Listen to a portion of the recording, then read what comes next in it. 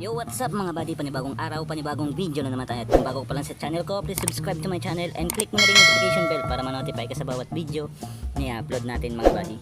So, kamusta mga buddy? Konting tips lang po, okay? So, yung ating observer, shock observer ay binalik natin sa clip. Bakit?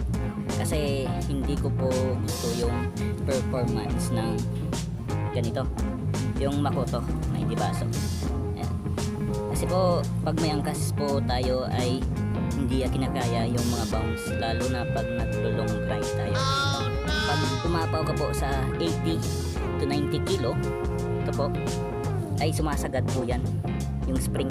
Hindi gaya sa stock ng Honda Click, medyo mahaba po siya. Although 330 mm din to, ito lang po yung hinaba niya dito. Ayan.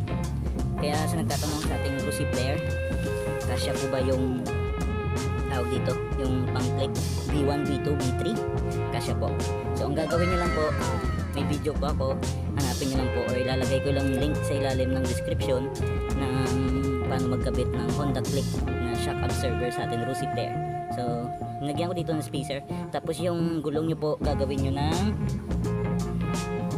dito. Ang size ng gulong ko po ay 80 by 90 by 40. Okay? 80 by 90 by 14 po yung ginamit kong gulong. Tapos yung gap niya dito ay nasa 3 to 4 mm na po. Ayan. Sa itaas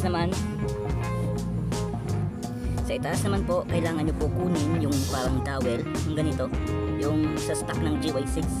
Tapos papalitan nyo po. Gaya nito, example ito po yung shock ng Honda Click, kukunin nyo po yung sa gitna kasi malaki po yung pang Honda Click, ayan o, kaysa GY6.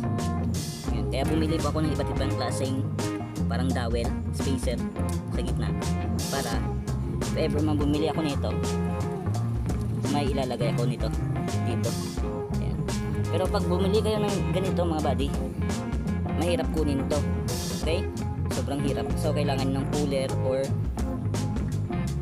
lalagariin nyo na lang to ng lagaring bakal, kunin yung ano, tapos bili kayo ng bagong tawag dito, goma, yung parang rubber, tapos sasalpak dito. Okay? Yan lang po. So kung nagbabalak po kayo, dapat solo rider lang po kayo. Mahirap po may angkas, pero okay naman to kung ikaw lang mag-isa. Ayan, okay din to mga buddy.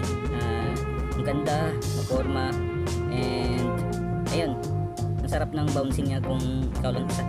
Kung tao dito, mag-isa ka lang. Pero kung dalawa po kayo angkas, hindi ko po to rekomendado. Pero ang ganda na ito, pogi sa motor. Kaya binalik ko po yung shock ng pang Honda Click. Ayan. So maraming salamat sa inyong panonood, and don't forget to like, share, and comment, and subscribe to my channel. Road to 10k subscriber na pa tayo. Maraming salamat mga buddy.